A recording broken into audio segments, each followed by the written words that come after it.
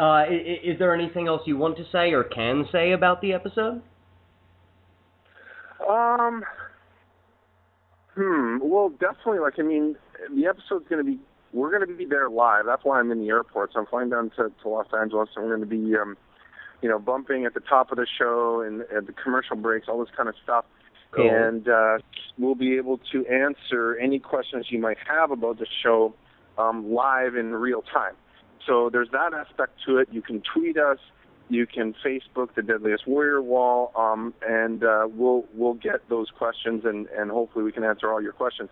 Now, another thing we're doing is we're going to have live interaction with the audience this time. So we've got this company called Loyalize that if you go to dwlive.spike.com, okay, so dwlive.spike.com is the website to go to, and you'll be able to poll your results. So as the show is airing, you can go online and actually, choose who you think is going to win, and that's going to be changing with the questions that we answer, and it's going to be changing as the show progresses. So that's going to be really cool. Plus, we're going to have, if you're a vampire fan, we've got Steve Niles, who of course is the screenwriter of 30 Days of Night. He's going to be there with us. Yeah. All right, hold on one second. Okay. As a reminder, please have that government-issued photo ID open and available for the inspection. And we've also got a special guest that's going to be sitting there live with us. I don't even know who it is yet, so that's kind of interesting for me.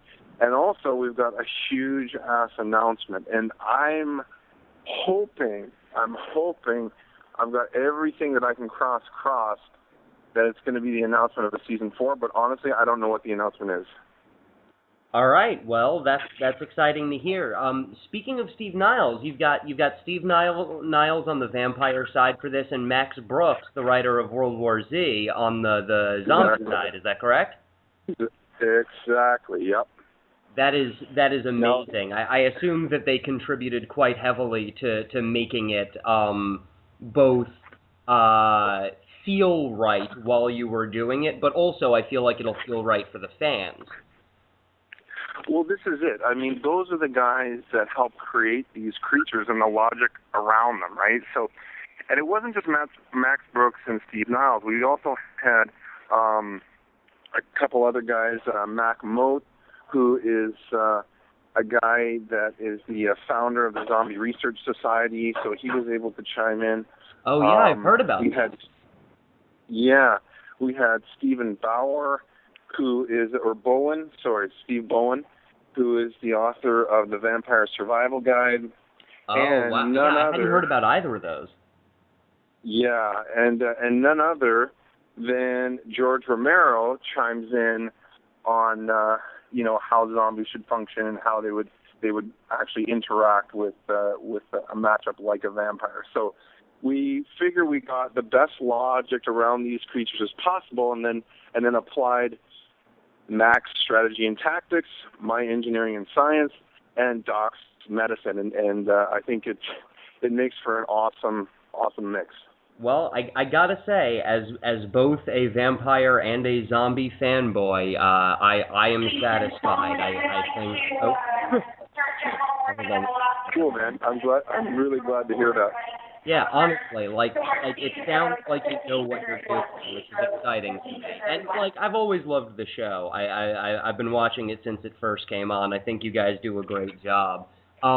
Actually, this is the question that I've been wanting to ask you ever since I first saw you in the first episode, and that is this: you now work on a show where you design the experiments for hypothetical battles between creatures and or between characters throughout history, and now, of course, supernatural creatures. But you're also a legitimate scientist, and I went on your website today. I checked out all of the theses you've written and stuff like that. Is your inner child the most satisfied inner child on the planet? You'd think so. I mean, it's pretty close. The only thing that I'd say that I'd want more is of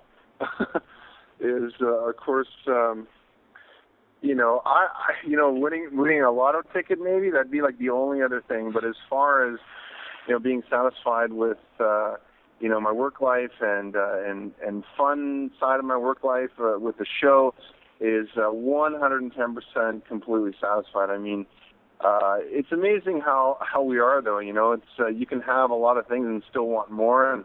And like I say, I'm crossing my fingers for a season 4, and I hope this snowballs to be even a bigger show than it was the first 3 seasons. So, but having said that, yes, very, very happy. Best job on the planet.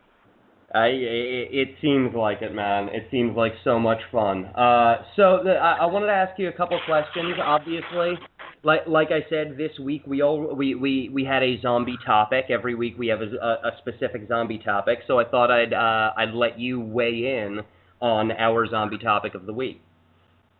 And what is the zombie topic of the week?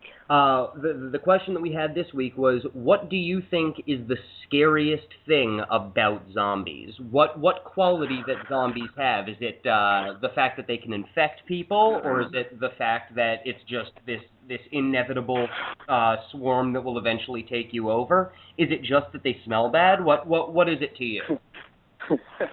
That's funny, because you know what I think is the most terrifying is their lack of consciousness. They move like a human, they look like a human, but they in no way act human. And these guys have zero conscience. They have no ability for fear. They have an incapability to become afraid. They have an incapability of choking under pressure. I mean, these guys will go till the end. It's just that simple. Until their body can no longer function, they will continue on their quest to feed. And that, to me, is the most terrifying thing about a zombie. Yeah, wow, that was incredibly well put. All right, well then I got one more question, because I think we're starting to run out the clock. Because obviously sure. I can't ask you who would win, vampire or zombie, because you know now. And I don't want to ruin it for anybody. I thought I'd ask sure. a similar question, sure. which we asked on a lightning round, which was, what do you find more attractive, a cosplayer dressed up as a vampire or a cosplayer dressed up as a zombie?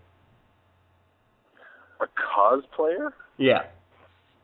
What's a cosplayer? I'm so sorry. Somebody who dresses up in costumes for like conventions and things like that. So somebody who is fully decked out as a zombie or fully decked out as a vampire.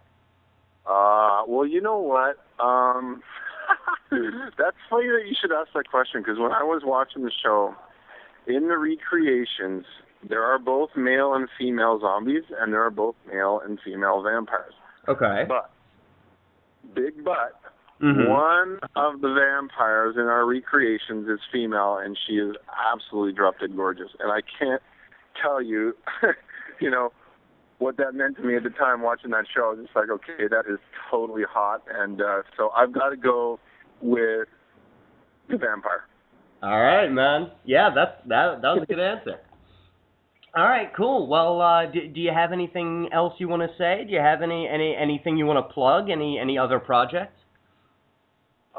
Any other projects? Well, I think the main thing is if people are trying to, get in touch with me or, find out more about me, is just to go to my website. That's always the best thing is www.geoffdesmoulin.com. I know that's a long name. I should probably change the website URL, but that's it for now. And another thing is to tune in 1 hour earlier too, because the French Foreign Legion versus the Gurkha is a new episode, and we will be there live, answering questions as well.